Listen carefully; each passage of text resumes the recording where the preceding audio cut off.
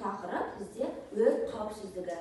Балалар, біздің балабақшада өрт болған жағдайда бірінші мына орынға хабарласуымыз керек.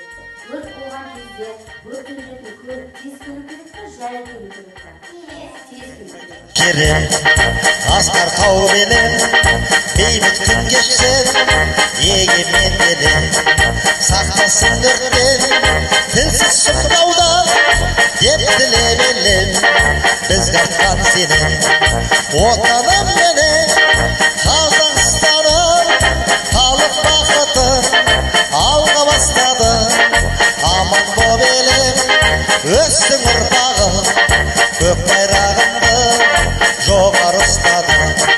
Хабар жеткізсе күндізде түнде, шақырған жерге тездеп жетуге, қорғауға бәрін жалынды өрттен, әрқашан дайын біз күресуге.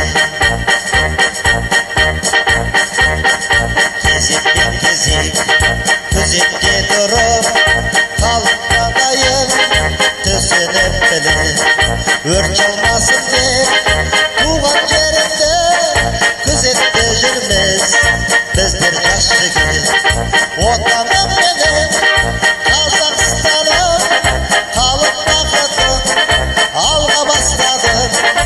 Аман боп елім өстің ұрпағым, көк байрағымды жоғары ұстады. Хабар жеткізсе күндізде түнде, шақырған жерге тездеп жетуге, қорғауға бәрін жалынды өрттен, әрқашан дайын біз күресуге. Қорғауға бәрін жалынды өрттен, әрқашан дайын біз күресуге.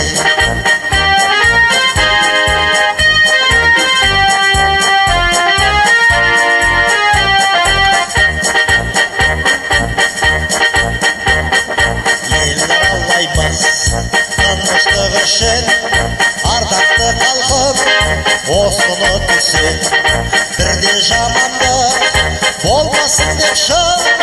Тыныштық үшін жүрдік ұзақпен, отаным менен Қазақстаным, халық бақытын алға бастады.